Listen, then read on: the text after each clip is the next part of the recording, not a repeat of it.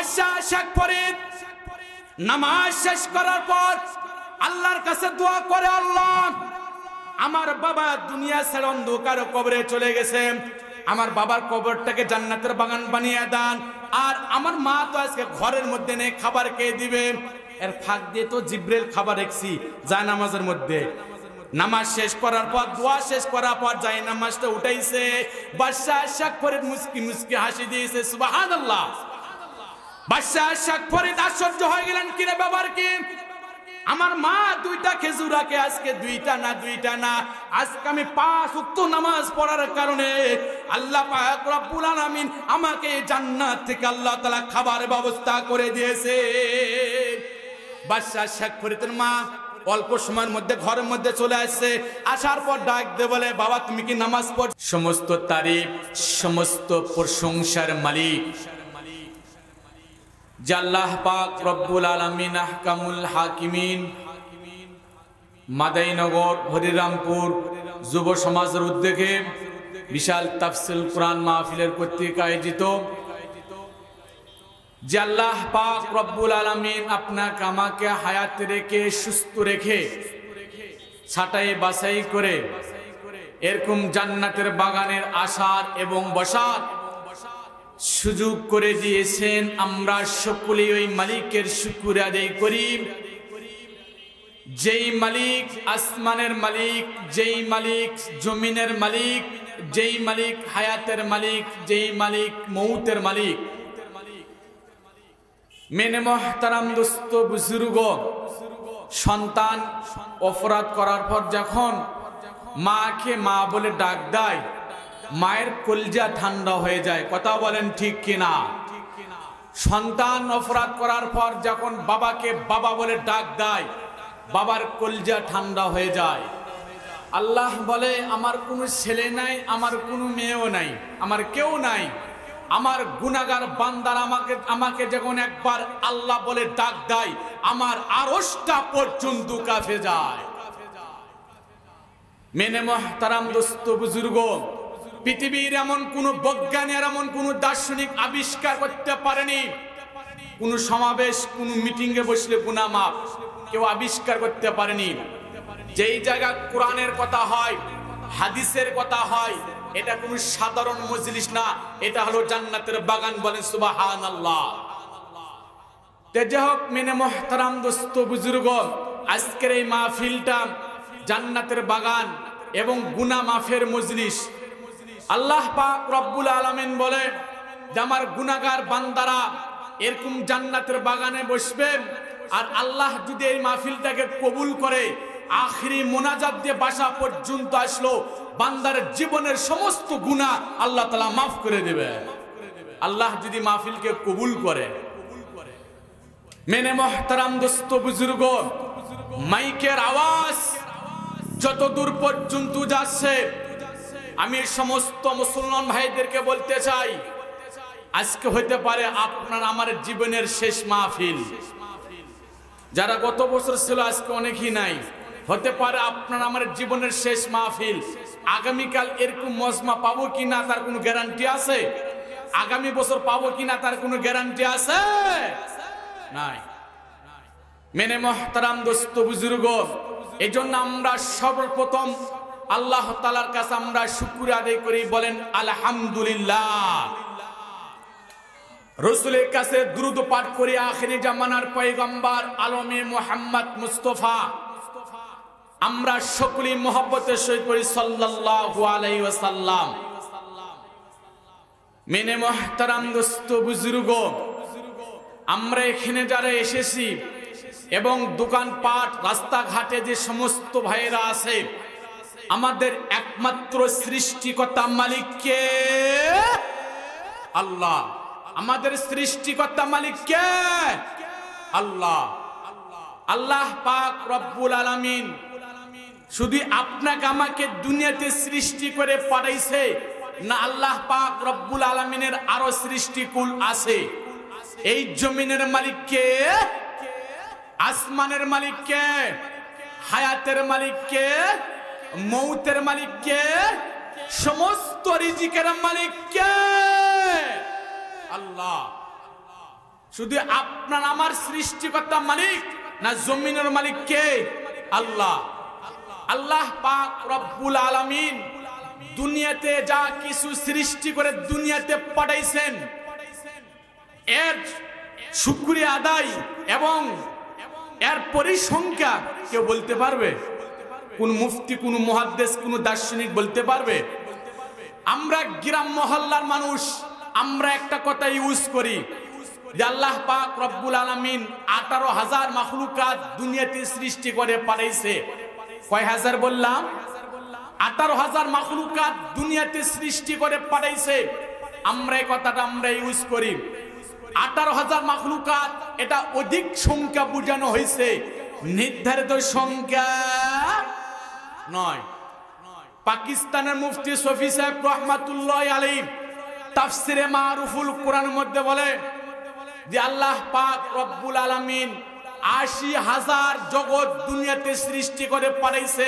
আমরা সকলেই বলি সুবহানাল্লাহ। কয় হাজার বললাম? আল্লাহ পাক রব্বুল আলামিন যদি 80,000 জগৎ দুনিয়াতে সৃষ্টি করে পাঠান, তাহলে 18,000 মাখলুকাত এটা কেমনে হয়? এই জন্য 18,000 মাখলুকাত এটা অধিক সংখ্যা বোঝানো হয়েছে, নির্ধারিত সংখ্যা নয়। মেনে মুহতারাম দোস্ত বুজুর্গ, আল্লাহ পাক রব্বুল আলামিন কোরআনে কারীমের মধ্যে বলেন ওয়া ইন তাউদ্দু নি'মাতাল্লাহি লা তুহসুহা। আল্লাহ পাক রব্বুল আলামিনের সৃষ্টির পরিসংখ্যা কোন মুফতি সাহেব বলতে পারবে? কোন দার্শনিক বলতে পারবে? কোন বৈজ্ঞানিক বলতে পারবে? কেউ বলতে পারবে না। আল্লাহ পাক রব্বুল আলামিনের যতগুলো সৃষ্টি ততগুলো নিয়ামত, বলেন সুবহানাল্লাহ। আর সৃষ্টি না হলে নিয়ামত হয় কেমনে? সৃষ্টি না হলে নিয়ামত হয় কেমনে? তে যাহোক মেনে মুহতারাম দোস্ত বুজুর্গ, আল্লাহ পাক রব্বুল আলামিন আপনাকে আমাকে দুনিয়াতে সৃষ্টি করে পাঠাইছে, এটার পিছনে কোনো উদ্দেশ্য আছে কি আছে না? আজকে আমার যে যুবক ভাইয়েরা এরকম জান্নাতের বাগানের ব্যবস্থা করছে, ভাইদের উদ্দেশ্য আছে। আপনারা যেনারা বয়ান শুনতেছেন আপনাদের উদ্দেশ্য আছে। আমরা যেনারা কথা বলতেছি আমাদের উদ্দেশ্য আছে। উদ্দেশ্যবিহীন ছাড়া আল্লাহ পাক দুই প্রকার লোককে দুনিয়াতে সৃষ্টি করে পাঠায় অল্প সময়ের জন্য। এদের কোনো কাজের টার্গেট থাকে না। এক নাম্বার, মানুষ যখন নবর শিশু অবস্থায় থাকে এদের কোনো কাজের টার্গেট থাকে না। দুই নাম্বার, যাদের মাথার ব্রেনের সমস্যা এদের কোনো কাজের টার্গেট থাকে না। তাছাড়া ম্যাক্সিমাম আজকে আমার যে যুবক ভাইয়েরা এরকম জান্নাতের বাগানের ব্যবস্থা করছে, ভাইদের উদ্দেশ্য আছে। আপনারা যেনারা বয়ান শুনতেছেন আপনার উদ্দেশ্য আছে। আমরা যেনারা কথা বলতেছি আমাদের উদ্দেশ্য আছে। আল্লাহ রসুল কারীম সাল্লাল্লাহু আলাইহি ওয়াসাল্লাম হাদিসের মধ্যে বলে আদ-দুনিয়া খুলিকাত লাকুম ওয়া আনতুম খুলিকতুম লিল আখিরাহ। আল্লাহ পাক রব্বুল আলামিন মানুষ আর জিন ইনসানকে দুনিয়াতে সৃষ্টি করে পাঠাইছে একমাত্র আল্লাহ পাক রব্বুল আলামিনের গোলামি করার জন্য। বলেন সুবহানাল্লাহ। কার গোলামি করার জন্য পাঠাইছে? আল্লাহ পাক রব্বুল আলামিনের গোলামি করার জন্য পাঠাইছে। আসমান, জমিন, বাতাস যা কিছু দেখতেছেন সমস্ত সৃষ্টিকুল মানুষের সেবা করবে, আর মানুষ একমাত্র গোলামি করবে কার? আল্লাহ। আপনারা ভাবতে পারেন হুজুর সূর্য আমাদের কি সেবা করতেছে, বাতাস আমাদের কি সেবা করতেছে, জমিন আমাদের কি সেবা করতেছে, এটা আপনারা ভাবতে পারেন। মেনে মুহতারাম দোস্ত বুজুর্গ, আমরা যে বৈজ্ঞানিক আবিষ্কারের যে কারেন্টের আলো আমরা 1 মাস ইউজ করি কি করি না? আমরা 1 মাস ইউজ করার পর আপনার বাসায় আমার বাসায় একটা করে কারেন্টের বিলের কাগজ আসে কি আসে না? বিলের কাগজের নিচে লেখা থাকে সঠিক সময় বিল পরিশোধ না হলে কারেন্টের লাইনটা বিচ্ছিন্ন করে দেয়। কথা বলেন ঠিক কিনা? যেই মাওলাই কারিমের সূর্যের আলো আপনা আমি ৭০ বছর ভোগ করলাম, ৮০ বছর ভোগ করলাম, সূর্যের আলো ছাড়া জমিনের মধ্যে কোনো ধান গজাইবে না, কোনো পটল হবে না, কোনো আলু হবে না। যেই মাওলাই কারিমের সূর্যের আলো আপনা আমি ৭০ বছর ভোগ করলাম, ৫০ বছর ভোগ করলাম, ৮০ বছর ভোগ করলাম, কোনদিন ১ পয়সা বিল দেওয়া লাগছে? সরকার বদলে বিল দেওয়া লাগবে? আদম থেকে নিয়ে আজ পর্যন্ত যত মানুষ আসছে কিয়ামত আগ পর্যন্ত আসবে, কোনদিন ১ পয়সা বিল দেওয়া লাগবে? বিল দেওয়া লাগবে না। কেন? আল্লাহ পাক রব্বুল আলামিন সূর্যকে সৃষ্টি করছে মানুষের সেবা করবে, মানুষের গোলামি করবে, আর মানুষকে দুনিয়াতে সৃষ্টি করে পাঠাইছে একমাত্র গোলামি করবে কার? আল্লাহ। শুধু সূর্য আমাদের সেবায় নিয়োজিত না, যেই বাতাস আপনামি গরমের মৌসুমে বৈজ্ঞানিক আবিষ্কারের কারেন্টের আলো, কারেন্টের বাতাস আপনামি ইউজ করি কি করি না? কারেন্টের বাতাস গরমের মৌসুমে আমি ইউজ করি। প্রত্যেক মাসের শেষে একটা করে কারেন্টের বিলের কাগজ আসে কি আসে না? বিলের কাগজের নিচে লেখা থাকে সঠিক সময় বিল পরিশোধ না হলে কারেন্টের লাইনটা বিচ্ছিন্ন করে দেয়। যেই মাওলাই কারিমের বাতাস আমি ৭০ বছর ভোগ করলাম, ৫০ বছর ভোগ করলাম, ৮০ বছর ভোগ করলাম, কোনদিন ১ পয়সা বিল দেওয়া লাগছে? সরকার বদলে বিল দেওয়া লাগবে? আদম থেকে নিয়ে আজ পর্যন্ত যত মানুষ আসছে কিয়ামত আগ পর্যন্ত আসবে, কোনদিন ১ পয়সা বিল দেওয়া লাগবে? ১ পয়সা বিল দেওয়া লাগবে না। কেন? আল্লাহ পাক রব্বুল আলামিন বাতাসকে সৃষ্টি করছে মানুষের সেবা করবে, মানুষের গোলামি করবে, আর মানুষকে দুনিয়াতে সৃষ্টি করে পাঠাইছে একমাত্র গোলামি করবে কার? আল্লাহ। শুধু বাতাস আমাদের সেবায় নিয়োজিত না। নওগাঁ জেলার মানুষ, আমের এলাকার মানুষ, আমের মৌসুমে আপনি একটা আম খাইছেন, ন্যাংরা হোক, ফজলি হোক, আর যাই হোক, আম খাওয়ার পর আমের যে বাকি অংশটা, আমরা গ্রাম মহল্লার মানুষ আমরা কি বলি? আটি। আমরা আম খাওয়ার পর আমের যে বাকি অংশটা, আমরা এই আমের আটিটা আমরা কি শুকিয়ে যে তুলে রাখি? আলমারিতে তুলে রাখি? ঘরের মধ্যে রেখে দেই? আমরা আলমারিতে রাখি না, শোকেজে রাখি না, ঘরের মধ্যে রাখি না। আমরা আম খাওয়ার পর আমের বাকি অংশটা আমরা জমিনের মধ্যে রেখে দেই। ম্যাক্সিমাম আমরা তো আগে দেখতাম একটা আম গাছের বয়স যখন হয় ১৫ বছর, ২০ বছর, ওই সময় আম দেখা দিত। এখন তো শুকরিয়া আলহামদুলিল্লাহ, একটা আম গাছের বয়স যখন হয় ৫ বছর, ৬ বছর, ৭ বছর, এর ভিতর আল্লাহ আম ব্যবস্থা করে দিয়েছে। যে হোক মেনে মোহতারাম দুস্থ বুজুর্গ, আম খাওয়ার পর আমের বাকি অংশটা আপনি জমিনের মধ্যে রেখে দিলেন। জমিনের মধ্যে রাখার কারণে একটা গাছ দেখা যায়। কি দেখা দেয়? একটা গাছ দেখা দেয়। একটা গাছ যখন ১০, ১২ বছর, ৭ বছর, ৮ বছর বয়স হয়ে যায়, আপনি একাই আম খাইছেন। আম খাওয়ার পর আমের বাকি অংশটা জমিনের মধ্যে রাখার কারণে গাছ হয়েছে একটা। মাওলাই কারিম ১০ বছর পর, ৮ বছর পর আল্লাহ পাক রব্বুল আলামিন ১ মণ পর্যন্ত আল্লাহ আম ব্যবস্থা করে দিয়েছে। কথা বলেন ঠিক কিনা? যেই আম চিনির চাইতে বেশি মিষ্টি, মধুর চাইতে বেশি মিষ্টি, আপনি কিয়ামত আগ পর্যন্ত আম গাছের গোড়ায় মেশিং করবেন, ১ ফোঁটা মিষ্টি রস বার হবে না। কেন? পাতাই কষকটা, শিকড়ে কষকটা। আল্লাহ পাক রব্বুল আলামিন কি সুস্বাদু ফল ছেদ করে রেখেছে যে আমার বান্দারা খাবে আর আমারই গোলামি করবে। মেনে মোহতারাম দোস্ত বুজুর্গ, শুধু আম আমাদের সেবায় নিয়োজিত না। আমি যে জমিনের মধ্যে আছি, পৃথিবীর এমন কোন বৈজ্ঞানিক আবিষ্কার করতে পারেনি কোন গোডাউনের মাল দিনকার দিন বাড়ে। পৃথিবীর কোন বৈজ্ঞান আবিষ্কার করতে পারেনি কোন গোডাউনের মাল দিনকার দিন বাড়ে। আপনার একটা গোডাউন আছে, পার্সোনাল গোডাউন, সেটা কীর্তিপুর বাজার হোক আর নওগাঁ হোক আর যে জায়গায় হোক, আপনি ধানের মৌসুমে আপনি ধান কিনে রাখছেন 400 মন 500 মন ম্যাক্সিমাম।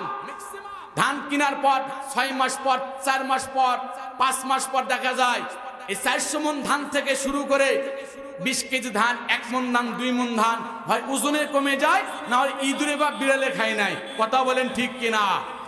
যেই মাওলাই করিম, জমিন তো আমাদের গুডাউন। আপনার ভাবতে পারেন হুজুর জমিন আমাদের কি সেবা করতেছে আর জমিন আবার কি গুডাউন হলো, এটা আপনারা ভাবতে পারেন। মেনে মোহতারাম দোস্ত বুজুর্গ, এখন তো ম্যাক্সিমাম ধানের মৌসুম, এখন তো ম্যাক্সিমাম মানুষ ধান লাগাবে।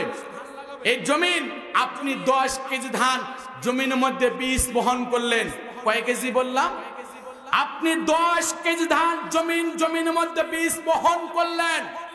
এই জমিন থেকে শুরু করে 3 মাস পর, 2 মাস পর, 4 মাস পর এই 10 কেজি ধান টেনে শুরু করে আপনি 2 বিঘা পর্যন্ত ধান লাগাচ্ছেন। কয় বিঘা বললাম? 2 বিঘা পর্যন্ত ধান লাগাচ্ছেন। আপনি জমিনকে দিয়েছেন 10 কেজি ধান, সেই জমিন 6 মাস পর দিয়েছে আপনাকে 50 মণ ধান। কথা বলেন ঠিক কিনা? আল্লাহ পাক রব্বুল আলামিন জমিনকে সৃষ্টি করছে মানুষের সেবা করবে, মানুষের গোলামি করবে, আর মানুষকে দুনিয়াতে সৃষ্টি করে পাঠাইছে একমাত্র গোলামি করবে কার? আল্লাহর। মেনে মোহতারাম দোস্ত বুজুর্গ, রাসূল কারীম সাল্লাল্লাহু আলাইহি সাল্লাম হাদিসের মধ্যে বলে আদ-দুনিয়া খুলিকাত লাকুম ওয়া আনতুম খুলিকাতুম লিল আখিরাহ। আল্লাহ পাক রব্বুল আলামিন মানুষ আর জিন ইনসানকে দুনিয়াতে সৃষ্টি করে পাঠাইছে একমাত্র আল্লাহ তাআলার গোলামি করার উদ্দেশ্যে। আর যা কিছু দেখতেছেন সমস্ত সৃষ্টিকুল মানুষের গোলামি করবে, মানুষের সেবা করবে, আর মানুষ একমাত্র গোলামি করবে কার? আল্লাহর। মুসলমান বন্ধুরা আমার, কথাগুলো ঠান্ডা মাথায় বুঝবেন।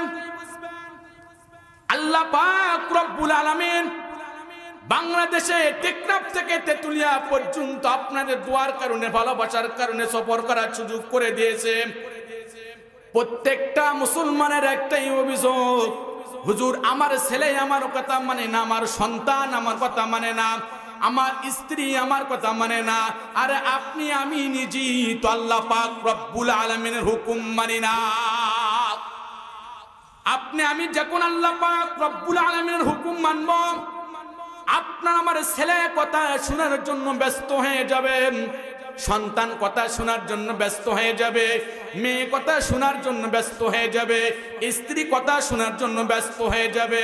আজকে আপনার কথা আমার কথা না শোনার কারণ একটাই, আপনি আমি নিজেই তো আল্লাহ পাক রব্বুল আলামিনের হুকুম মানি না। আল্লাহর কলি শেখ সাদী রহমাতুল্লাহি আলাইহি রাস্তার মধ্যে তিনি পথ চলা শুরু করছেন।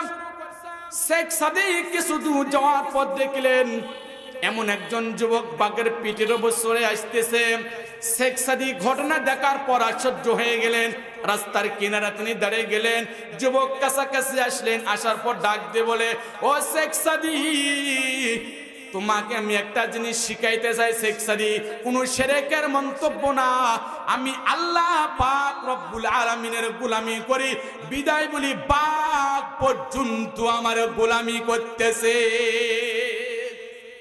মেনে মোহতারাম দোস্ত বুজুর্গ, তাহলে বাঘ পর্যন্ত মানুষের সেবা করতেছে, মানুষের গোলামি করতেছে, আর মানুষ একমাত্র গোলামি করবে কার?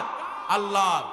মেনে মোহতারাম দোস্ত বুজুর্গ, আমরা এখানে যারা আছি, আবার আমরা যারা নামাজ পড়ি, যারা নামাজ পড়ি না, আমরা সবাই আমরা একটা কথা আমরা ইউজ করি, হুজুর আমরা তো নামাজ পড়ি, আবার নামাজ পড়ি না, আমাদের তো ইমান তো ঠিক আছে।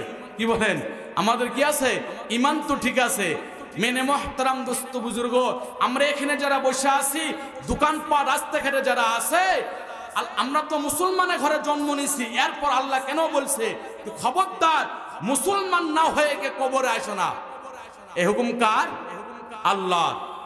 মেনে মোহতারাম দোস্ত বুজুর্গ, তাহলে আমরা এখানে যারা বসে আছি, আমাদেরকে মুসলমান হয়ে কবরে যাওয়ার কথা আল্লাহ বলছে, বলছে কি বলছে না?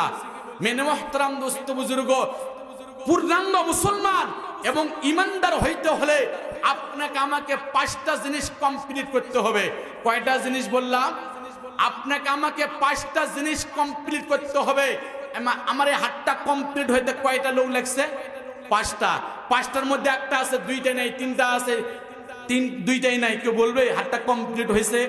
তদ্রূপ আল্লাহ বলে একজন পূর্ণাঙ্গ মুসলমান হতে হলে ওনাকে 5টা জিনিস কমপ্লিট করে কবর আসতে হবে। কয়টা জিনিস বললাম? 5টা জিনিস। 5টার মধ্যে 3টা আছে, 2টাই নাই। শাইখুল হাদিস হতে পারে, মুফতি মুহাদ্দিস হতে পারে, হাজী সাহেব হতে পারে, দার্শনিক হতে পারে, বৈজ্ঞানিক হতে পারে। পূর্ণাঙ্গ মুসলমান হওয়ার কোনো সুযোগ নাই। পূর্ণাঙ্গ মুসলমান হওয়ার কি নাই? কোনো সুযোগ নাই। 1 নম্বর হলো আকায়েদ। 1 নম্বর কি? আকায়েদ।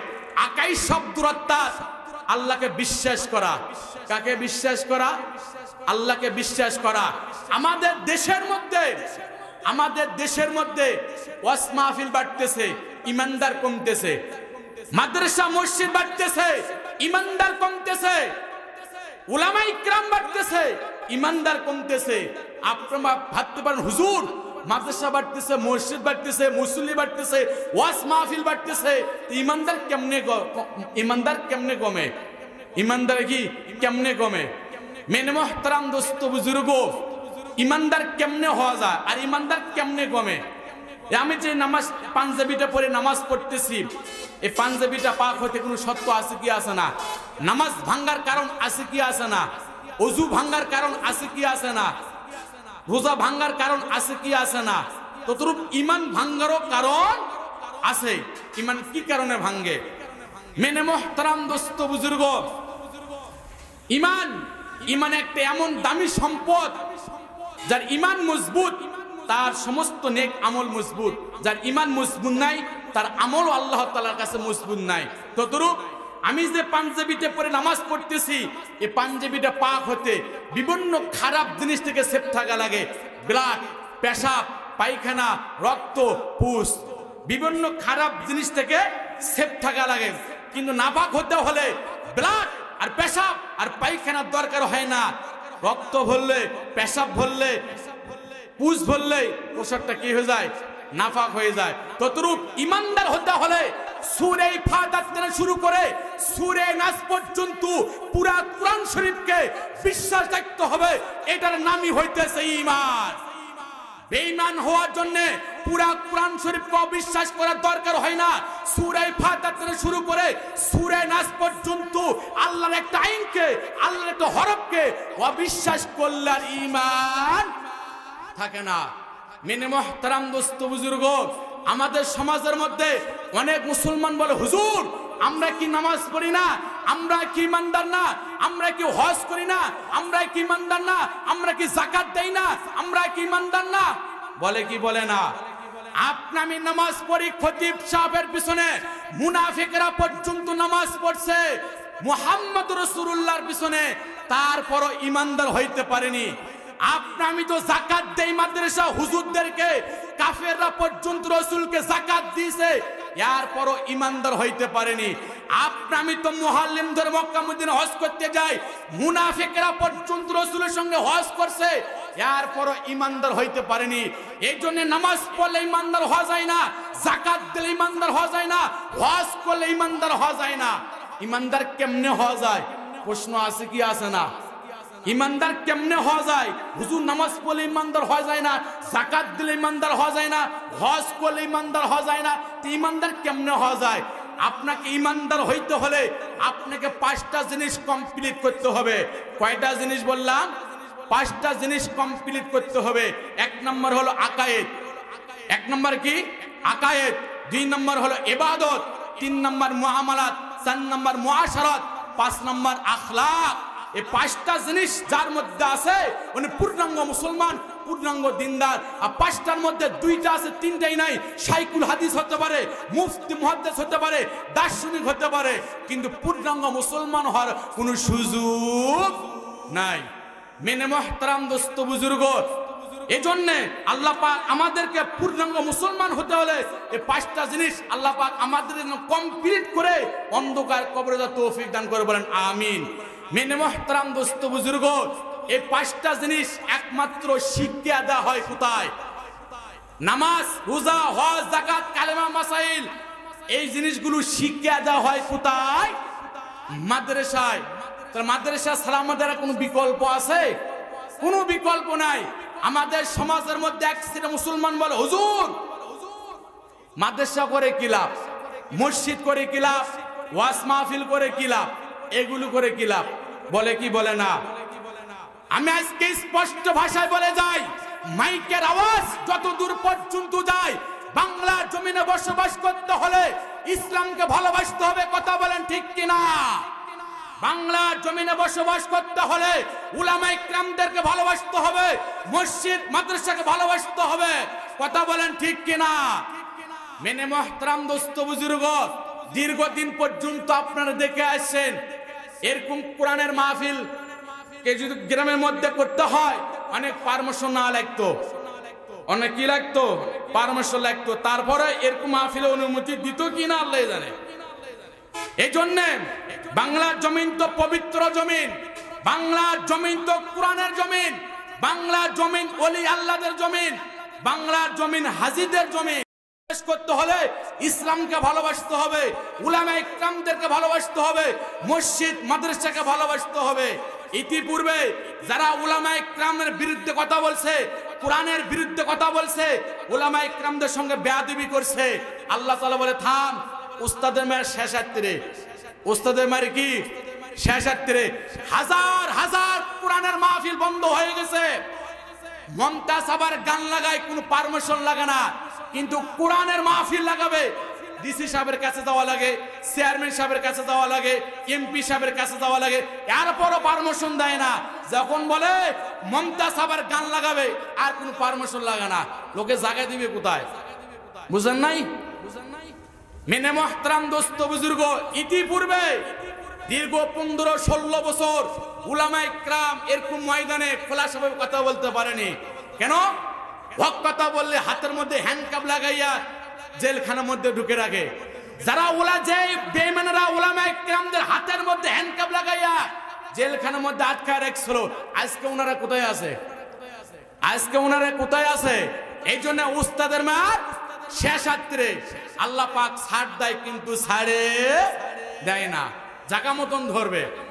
মেনে মোহতারাম দোস্ত বুজুর্গ, যে উলামায়ে কিরামদের হাতের মধ্যে কোরআনের তাফসীর থাকে, হাদিস থাকে, যে উলামায়ে কিরামদের হাতের মধ্যে হাত লাগানোর জন্য লাখ লাখ মানুষ ব্যস্ত হয়ে যায়, ওই উলামায়ে কিরামদের হাতের মধ্যে হ্যান্ডকাপ লাগাইয়া আয়না ঘরের মধ্যে রাখে, জেলখানার মধ্যে রাখে, আবার অনেক শাস্তি দেয়।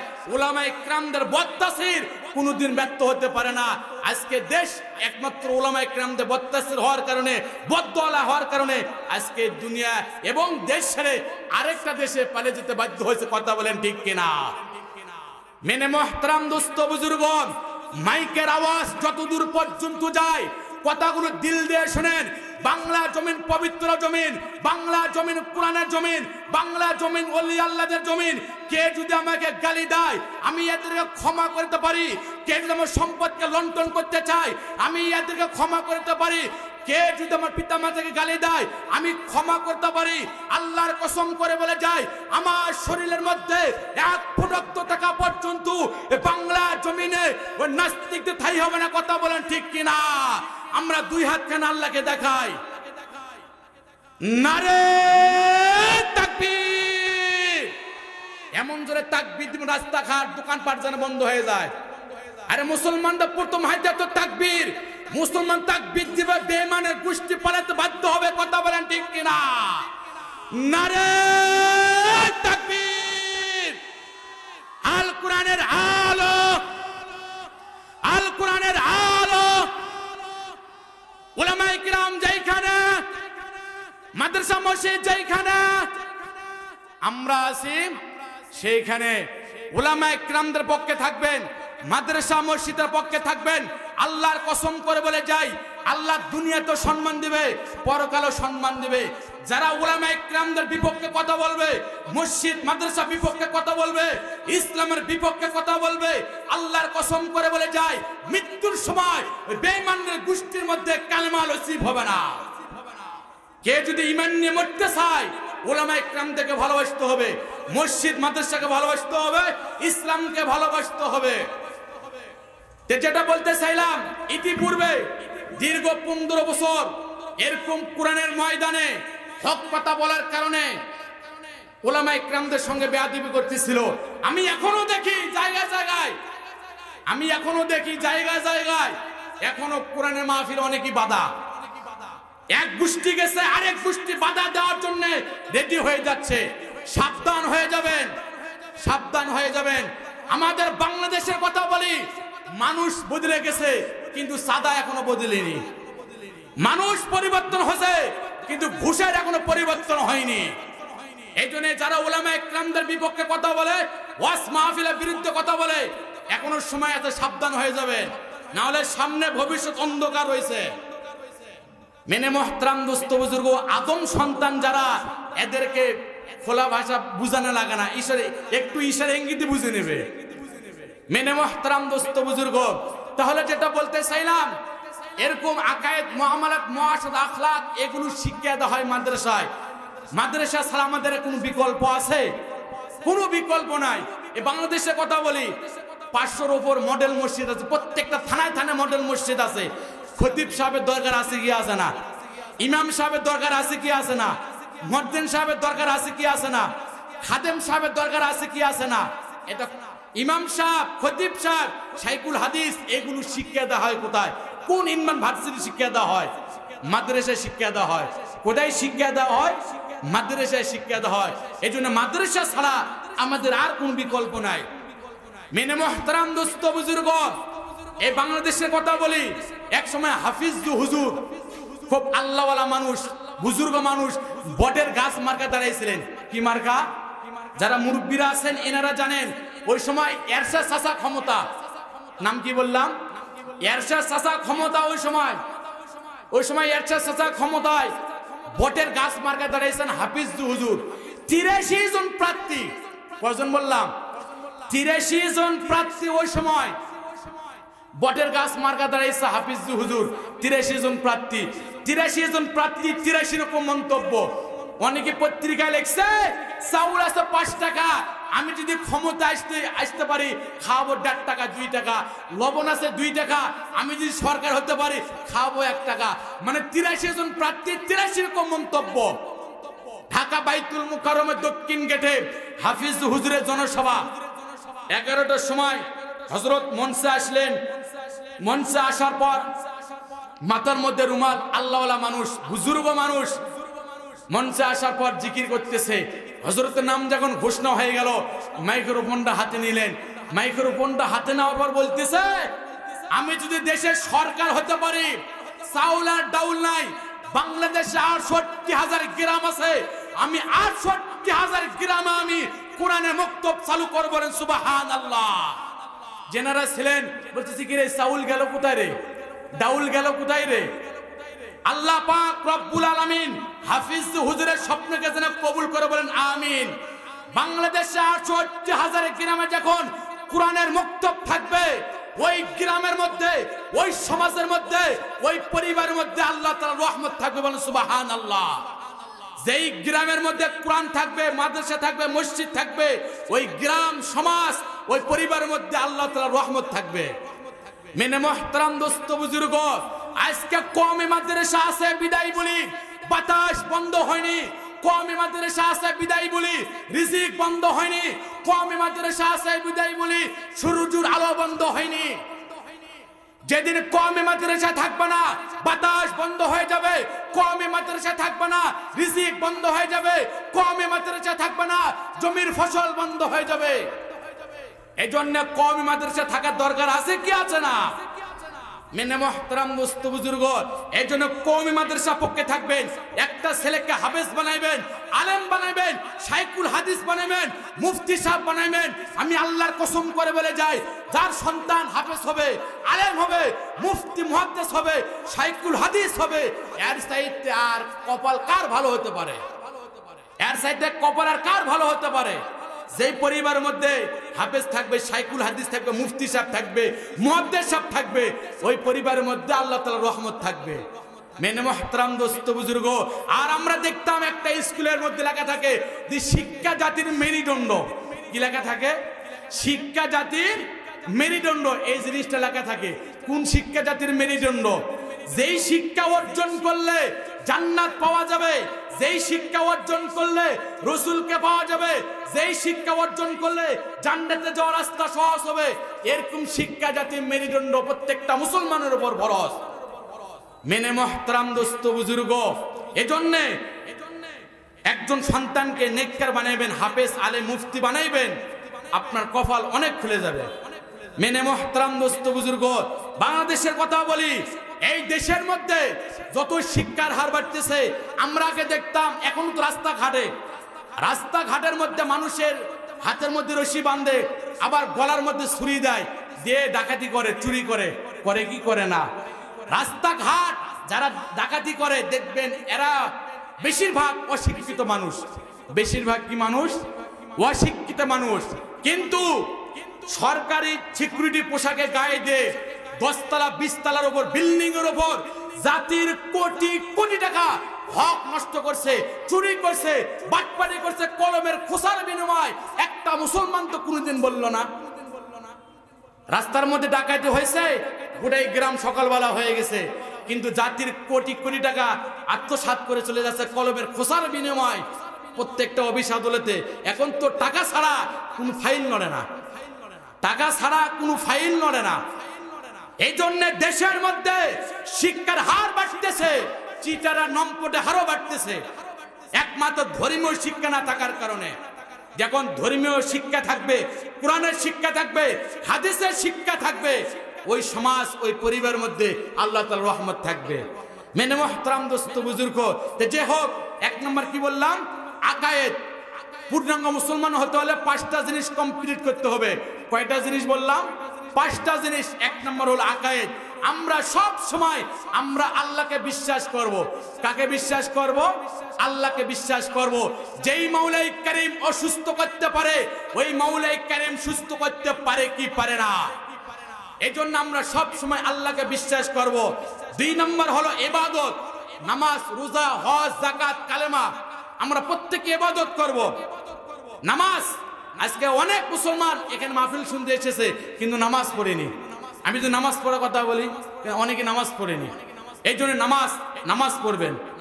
আল্লাহর পয়গম্বর মুসা পয়গম্বর আলাইহিস সালাতু ওয়াস সালাম আল্লাহ পাক রব্বুল আলামিনের কাছে ডাক দিয়ে বলে, আল্লাহর পয়গম্বর মুসা পয়গম্বর আল্লাহকে একদিন ডাক দিয়ে বলে, আল্লাহ, আপনি কোন বান্দাকে আপনি জাহান্নামে দিবেন? আপনার কাছে সবচেয়ে কোন লোকটা বেশি ঘৃণিত? আপনার কাছে কোন লোকটা সবচেয়ে অপছন্দনীয়? জাহান্নামে কোন মানুষটাকে দিবেন? আমি একটু মানুষটাকে দেখতে চাই। আল্লাহ পাক রব্বুল আলামিন ডাক দিয়ে বলে, কেন তুমি দেখতে চাও? বলো কারণটা কি? আমার বান্দার গুনাহ আমি গোপন রেখেছি, তুমি কেন ওপেন করতে চাও? বলো কারণটা কি? মুসা পয়গম্বর ডাক দিয়ে বলে, মুসা পয়গম্বর আলাইহিস সালাতু ওয়াস সালাম সকালবেলা রাস্তার কিনারে দাঁড়াইলেন। রাস্তার কিনারে যে সময় দাঁড়ায়, এমন একজন যুবক মুসা পয়গম্বরের সামনে আসলেন। আসার পর মুসা পয়গম্বর দেখতেছে কিন্তু কোনো কথা হয় না, সব দেখতেছে কিন্তু কোনো কথা হয় না। মুসা পয়গম্বর আলাইহিস সালাতু ওয়াস সালাম দোহর দিয়া তুহুর পরে আসলেন। আসার পর ডাকতে বলে, আল্লাহ, আমি তো এটা দেখলাম জাহান্নামী মানুষটাকে আমি দেখলাম, আমি আর জাহান্নামী মানুষটাকে আমি আর দেখতে চাই না, আমি এখন জান্নাতি মানুষটাকে আমি দেখতে চাই। মুসা পয়গম্বর আলাইহিস সালাতু ওয়াস সালাম আল্লাহকে বলে, আল্লাহ, আমি আর জাহান্নামী মানুষটাকে আমি আর দেখব না, আমি এখন জান্নাতি মানুষটাকে দেখব। আল্লাহ পাক রব্বুল আলামিন ডাকতে বলে, পয়গম্বর ঠিক আছে, সন্ধ্যার সময় সূর্য ডুবার আগে তুমি রাস্তার কিনারা দাঁড়াইবা, তুমি জান্নাতি মানুষটাকে তুমি দেখতে পারবা।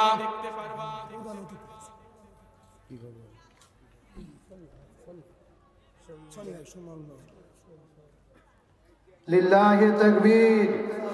প্রধান অতিথির আগমন, শুভেচ্ছা স্বাগতম। আলামিন মুসা পয়গম্বরকে ডাক দে বলে, ঠিক আছে, জান্নাতি মানুষটাকে তুমি দেখতে পারবা, সন্ধ্যার সময় তুমি রাস্তার কিনারা দাঁড়াইবা। মুসা পয়গম্বর আলাইহিস সালাতু ওয়াস সালাম সন্ধ্যার সময় রাস্তার কিনারা দাঁড়াইছে। মুসা পয়গম্বর আলাইহিস সালাতু ওয়াস সালাম দেখতেছে সকালবেলা যে যুবকটা জাহান্নামী বান্দা হয়ে আমার কাছে এসেছিল, বিকালবেলা সূর্য ডুবার আগে জান্নাতি পোশাক পরিয়া মুসা পয়গম্বরের সামনে হাজির হয়ে গেছে। মুসা পয়গম্বর আলাইহিস সালাতু ওয়াস সালাম তোহর দিয়া তুহুর পরে আসলেন। আসার পর ডাক দে বলে, আল্লাহ, সকালবেলা আমার কাছে এসেছিল জাহান্নামী বান্দা হয়ে, বিকালবেলা জান্নাতি পোশাক পরিয়ে আমার কাছে এসেছে। জান্নাত কি আমল করার কারণে জান্নাত পালো, জান্নাত পালো, কারণটা কি?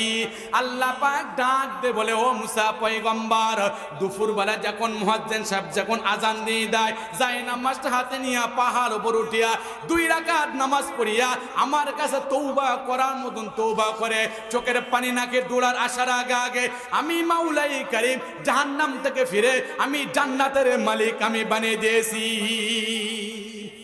মেন মুহতারাম দোস্ত বুজুর্গ, জাহান্নামে হয়েছিল সকালবেলা, কিন্তু নামাজ পড়ার কারণে আল্লাহ পাক রব্বুল আলামিন জান্নাত থেকে ফিরে আল্লাহ তাআলা জান্নাতের মালিক বানিয়ে দিয়েছে। বলেন সুবহানাল্লাহ। নামাজ পড়ার দরকার আছে কি আছে না? আমরা বলে, হুজুর আমাদের সংসারের মধ্যে অভাব ফুরায় না, আমাদের সংসারের মধ্যে অভাব ফুরায় না কেন? এত টাকা পয়সা ইনভেস্ট করি, কামাই করি, তারপরও সংসারের মধ্যে বরকত নাই, খালি অভাবই অভাব। একমাত্র আমাদের নামাজ না থাকার কারণে। হাদিসের মধ্যে আছে, যেই মুসলমান 5 ওয়াক্ত নামাজ পড়বে, যতদিন নামাজ পড়বে কোনো দিন রিজিকের অভাব আল্লাহ তাআলা দিবে না। সুবহানাল্লাহ। নামাজ পড়লে আল্লাহ রিজিক ব্যবস্থা করে দেয়। কি ব্যবস্থা করে দেয়? নামাজ পড়লে আল্লাহ রিজিক ব্যবস্থা করে দেয়। 5 ওয়াক্ত নামাজ পড়লে আল্লাহ 5টা পুরস্কার দান করবে। কয়টা পুরস্কার বললাম? 5টা পুরস্কার দান করবে 5 ওয়াক্ত নামাজ পড়লে। 1 নাম্বার হলো, বান্দা নামাজ পড়বে, আল্লাহ তাআলা রিজিকের জিম্মাদারি আল্লাহ নিজেই নিয়ে নেবে। বলেন সুবহানাল্লাহ। মেনে মুহতারাম দোস্ত বুজুর্গ, বান্দা রিজিক কেমনে আসে? সাহাবাই কেরাম সমস্যার মধ্যে পড়ছে, নামাজ পড়ছে, আল্লাহ রিজিক ব্যবস্থা করে দিয়েছে। ওলি আল্লাহর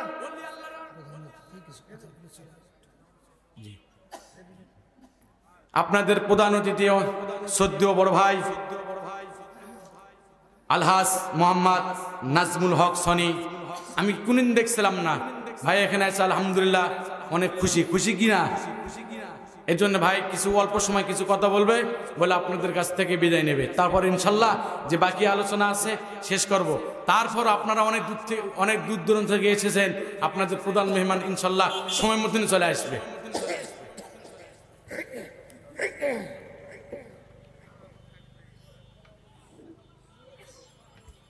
না, যেই মুসলমান একজন মুসলমানকে নামাজের কথা বলে না, যেই মুসলমান দাড়ির কথা বলে না, হজের কথা বলে না, যাকাতের কথা বলে না, মসজিদ মাদ্রাসার কথা বলে না, ইসলামের কথা বলে না, এটা মুসলমান হইতে পারে না। এটাই মুসলমানের শত্রু, হিন্দুদের দালাল। কথা বলেন ঠিক কিনা? আজকে আমরা একজন বন্ধু আরেকজন বন্ধুকে দাওয়াত দেই, দোস্ত আমার বাসায় আসেন, সাওয়াত দাওয়াত, খাবারের দাওয়াত, কিন্তু নামাজের কথা বলি না, দাড়ির কথা বলি না, হজের কথা বলি না, যাকাতের কথা বলি না, ইসলামের কথা বলি না। এটা মুসলমান হইতে পারে না। মেনে মুহতারাম দোস্ত বুজুর্গ, এই জন্য ছেলে মেয়েদেরকে নামাজের কথা বলবেন। মুসলমান বন্ধুরা আমার কথাগুলো ঠান্ডা মাথায় বুঝবেন। বাদশাহ শেখ ফরিদ রহমাতুল্লাহি আলাইহি, বাদশাহ শেখ ফরিদ ছোট্ট মানুষ, হাদিসের মধ্যে লেখে বাদশাহ শেখ ফরিদ 6 থেকে 7 বছর বয়স। বাদশাহ শেখ ফরিদের বাবা দুনিয়া ছেড়ে চলে গেছে। মায়ের পরিকল্পনা একটাই, আমার সন্তানকে কেমনে নামাজিওয়ালা বানানো যায়, কেমনে দিনদার বানানো যায়, পরেশগার কেমনে বানানো যায়। মায়ের পরিকল্পনা একটাই। বাদশাহ শেখ ফরিদের মা আসরের সময় নামাজ পড়ার জন্য ওযু করে দেয়। ওযু করার পর ঘরের মধ্যে যায় নামাজটা বিছে দেয়। আবার যায় নামাজ নিচে 2টা খুরমা খেজুর রাখে। কি রাখে? 2টা খুরমা খেজুর রাখে। বাদশাহ শেখ ফরিদ আসরের নামাজ শেষ করে, আসরের নামাজ শেষ করার পর যায় নামাজটা উঠাইছে, 2টা খেজুর পাইছে। নামাজ কবুল করার মালিক একমাত্র কে? আল্লাহ বাদশাহ শেখ ফরিদ আসরের নামাজ শেষ করে 2টা খেজুর পাইছে। মাগরিবের সময় হয়ে যায়, মুয়াজ্জিন সাহেব যখন আজান দিয়ে দেয়, বাদশাহ শেখ ফরিদ বাইরে থেকে এসে ঘরের মধ্যে মাকে ডাক দিয়ে বলে, মা মুয়াজ্জিন সাহেব তো আজান দিয়ে দেয়, আমি তো নামাজ পড়বো কেন? বাদশাহ শেখ ফরিদ চিন্তা করতেছে, আমি আসরের সময় আমি নামাজ পড়ছি, আমি 2টা খেজুর পাইছি, মাগরিবের নামাজ যদি আমি আদায় করি আবার 2টা খেজুর পাবো। আবার কি পাবো? আবার 2টা খেজুর পাবো। বাদশাহ শেখ ফরিদ তো ছোট মানুষ, খাবারের নেশা। বাদশাহ শেখ ফরিদ মাগরিবের নামাজ আদায় করে, মাগরিবের নামাজ শেষ হওয়ার পর আবার মা 2টা খেজুর যায় নামাজ নিচে দেয়। মায়ের পরিকল্পনা একটাই, আমার সন্তানকে কেমনে নামাজওয়ালা বানানো যায়। হাদিসের মধ্যে লেখা, দীর্ঘ 2 থেকে 3 মাস পর্যন্ত এইভাবে যাই নামাজ নিচে খেজুর দিয়ে যায়, নামাজের টেলিং হয়ে গেল। নামাজে যখন টেলিং হয়ে যায়, বাদশাহ শেখ ফরিদের মা একদিন বাদশাহ শেখ ফরিদকে ডাক দিয়ে বলে, বাবা তুমি নামাজ পড়ো, আজকে আমি ঘরের মধ্যে থাকবো না, বাসার মধ্যে থাকবো না, আমি একটু তোমার খালামুর বাড়িতে যাব, নানির বাড়িতে যাব। বাদশাহ শেখ ফরিদের মা পরীক্ষা করতেছে যে আমার সন্তান নামাজ পড়ে কি পড়ে না, দেখি সন্তান নামাজ পড়ে কি পড়ে না, এটা পরীক্ষা করতেছে। বাদশাহ শেখ ফরিদের মা ঘর থেকে বাইর হয়ে গেছে, এশার সময় ওযু করতেছে। আল্লাহ পাক রব্বুল আলামিন জিব্রাইলকে ডাক দিয়ে বলে, ও জিব্রাইল, বাদশাহ শেখ ফরিদ তো ওযু করতেছে, আজকে ওনার মা তো ঘরের মধ্যে নেই, খাবার কে দিবে? বাদশাহ শেখ ফরিদ এশার সময় ওযু করে যায় নামাজটা ঘরের মধ্যে বিছাইছে, কালামুল্লাহ শরীফ থেকে তেলাওয়াত শুরু করছে, আলহামদুলিল্লাহি রাব্বিল আলামিন, সমস্ত প্রশংসার মালিক একমাত্র কে? সমস্ত প্রশংসার মালিক একমাত্র কে? আল্লাহ। বাদশাহ শেখ ফরিদ যখন কালামুল্লাহ শরীফ থেকে তেলাওয়াত শুরু করছে, আল্লাহ পাক রব্বুল আলামিন জিব্রাইলকে ডাক দিয়ে বলেন, ও জিব্রাইল, আমি কি আহকামুল হাকিমিন? রে জিব্রাইল, আমি কি দয়ার আল্লাহ না? দুনিয়ার আর কোনো খাবার না, তুমি জান্নাত থেকে 10 কান খেজুর নিয়ে যায় নামাজ নিচে ব্যবস্থা করে দাও। বাদশাহ শেখ ফরিদ এশার নামাজ শেষ করার পর এর ফাঁক দিয়ে আল্লাহ পাক রব্বুল আলামিন জিব্রাইলের মাধ্যমে যায় নামাজ নিচে 10 কান খেজুর আল্লাহ ব্যবস্থা করে দিয়েছে। বাদশাহ শেখ ফরিদ নামাজ শেষ করার পর আল্লাহর কাছে দোয়া করতেছে, আল্লাহ, আমার বাবা দুনিয়া ছেড়ে অন্ধকার কবরে চলে গেছে, আমার বাবার কবর আযাবটা আপনি মাফ করে দেন। বাদশাহ শেখ ফরিদ বাবার জন্য দোয়া করতেছেন। আর আজকে আপনার আমার ছেলে মেয়েরা দোয়া তো দূরের কথা, একদিন মসজিদে যায় না পর্যন্ত কানের মধ্যে হেডফোন লাগাইয়া জোরে জোরে গান বাজাইতে বাজাইতে মসজিদের সামনে দিয়ে যায়। হাদিসের মধ্যে আছে, ছেলে মেয়ে যত গুনাহ করবে প্রত্যেকটা গুনার বোঝা বাবার কবর মধ্যে যাবে। ছেলে মেয়ে যদি নেক আমল করে, প্রত্যেকটা ছেলে মেয়ের নেক আমল আল্লাহ তাআলা পিতা মাতার কবর মধ্যে আল্লাহ তাআলা শান্তি ব্যবস্থা করে দিবে। ছেলে মেয়ে যদি নেক আমল করে, এটা সব আল্লাহ বাবার কবরে দিবে। আর ছেলে মেয়ে যদি গান বাজায়, গাঞ্জা মদ খায়, চিটারি বাটপারি করে, তাহলে গুনাহ বাবা মায়ের কবরে যাবে। কেন? ছেলে মেয়েকে মানুষ করতে পারে নাই এবং ছেলে মেয়ের হক আদায় করতে পারেনি। আমরা তো ম্যাক্সিমাম আমরা একটা কথা ইউজ করি, হুজুর আমার ছেলে তো আমার কথা শোনে না, আমার স্ত্রী আমার কথা শোনে না, আমার সন্তান আমার কথা শোনে না। কথা না শোনার কারণ একটাই, আমরা ছেলে মেয়ের হক আদায় করি না। ছেলে মেয়ের কি করি না? হক আদায় করি না। ছেলে মেয়ের 1 নম্বর হক আমাদের কেবল, হুজুর একটা পিতা মাতার খেদমত সম্পর্ক করেন তো। ছেলে মেয়ের এমন বেয়াদব হয়ে গেছে, বাবা মাকে সম্মান দেয় না, বাবা মায়ের কথা শোনে না। আমি মনে করি এটা বাবা মা, এটা ছেলে মেয়ের দোষ না, দোষ হলো পিতা মাতার দোষ। কেন? ছেলে মেয়ের একটা হক আছে, এর হকটা আদায় করিনি। ছেলে মেয়ের 1 নম্বর হক, আমরা যখন বিবাহ সাথে যে মানুষ যখন বিবাহ করতে যায়, এটা হলো ছেলের প্রথম, ছেলে মেয়ের 1 নম্বর হক। যাকে বিবাহ শাদী করবে দেখতে হবে এই মেয়েটা দিনদার কিনা পরেশগার। আরে গাছ যদি ভালো হয় ফল ভালো হবে, আর গাছ যদি খারাপ হয় অটোমেটিক ফল খারাপ হয়ে যাবে। আপনি আমের গাছ লাগাইছেন আর আপনি জামের আশা করছেন পাবেন? আপনি লাগাইছেন তালের গাছ আর বেলার আশা করে বসে আছে। আপনি যাকে বিবাহ করবেন এই স্ত্রীটা নেককার হবে ভালো না খারাপ আগে যাচাই বাছাই করা লাগবে, তারপর বিবাহ শাদী করা লাগবে। যদি আপনার স্ত্রী যদি নামাজি ওয়ালা হয়, তাকওয়ালা হয়, আপনার স্ত্রীর পেট থেকে শাইখুল হাদিস বাইর হয়ে আসবে, মুফতি মুহাদ্দিস বাইর হয়ে আসবে, নেক সন্তান বাইর হয়ে আসবে।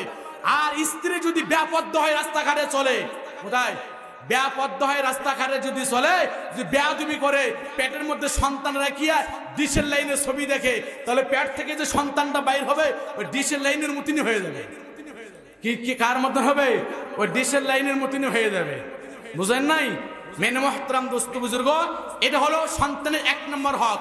যাকে বিবাহ করবে নেককার কিনা, পরেজগার, তাকওয়ালা কিনা, এটা চেক করতে হবে। 2 নম্বর হলো আজকে আমাদের ছেলে মেয়েদের ডান কানে আযান আর বাম কানে ইকামত বন্ধ হয়ে গেছে। ডান কানে আযান, বাম কানে ইকামত বন্ধ হওয়ার কারণে আজকে ছেলে নাস্তিক হয়ে যাচ্ছে, ইসলামের বিপক্ষে চলে যাচ্ছে, কোরআনের বিপক্ষে চলে যাচ্ছে, বড়দেরকে সম্মান করে না, ওলামায়ে কেরামদেরকে সম্মান করে না। একমাত্র ডান কানে আযান আর বাম কানে ইকামত বন্ধ হওয়ার কারণে।